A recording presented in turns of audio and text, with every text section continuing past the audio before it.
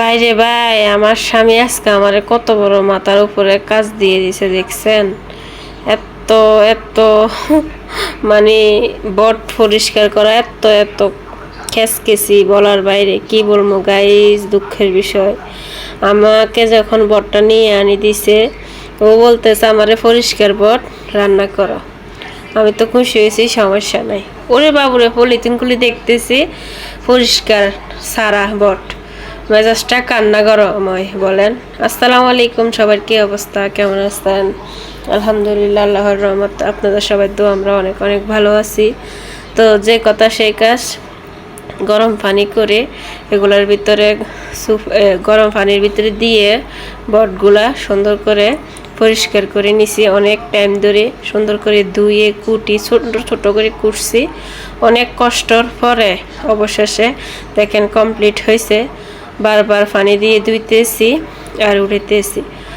দেখেন অনেক সুন্দর করে ভালোভাবে পরিষ্কার করছি, আবার ভালোভাবে ধুইতেছি। যে কোনো কিছু পাই পরিষ্কার হইলে রান্নাটাও ভালো হয়, খাইতেও মজা হয়, দেখতেও ভালো লাগে।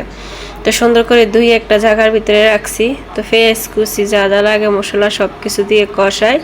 এখন বটগুলো দিয়ে লাড়ি ছেড়ি ভালো করে, যাতে মশলার সাথে বটগুলো মিক্স হয়ে যায়। তো এখন ঢাকনা দিয়ে রাখি দেবো। তো ঢাকনা খোলার পরে দেখেন মাশাল্লাহ, একটুও পানি দিই নাই, এত সুন্দর কালার আসছে আর এত সুন্দর ছোট ছোট পিস পিস হয়েছে, দেখতে কত ভালো লাগতেছে দেখেন।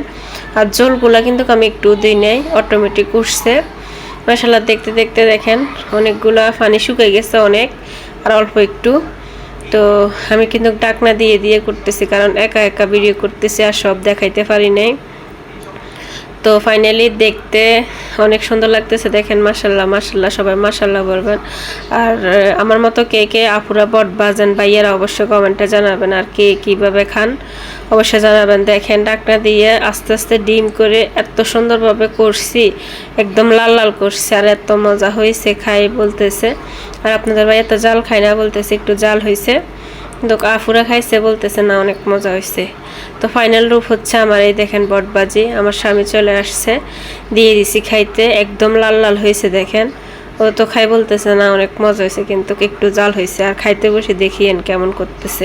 আমার মনে হইতেছে যে এখন আমার কষ্ট সব দূর হয়ে গেছে, কারণ যখন আমার স্বামীর মুখে এত সুন্দর একটা হাসি দেখছেন, সব কষ্ট দূর হয়ে গেছে। তো আমার ভিডিওটা ভালো লাগলে অবশ্যই শেয়ার করি, পাশে থাকবেন।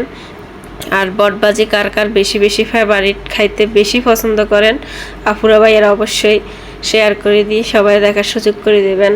কে কে আমার মতো বটবাজি করেন এইভাবে তাও জানাবেন।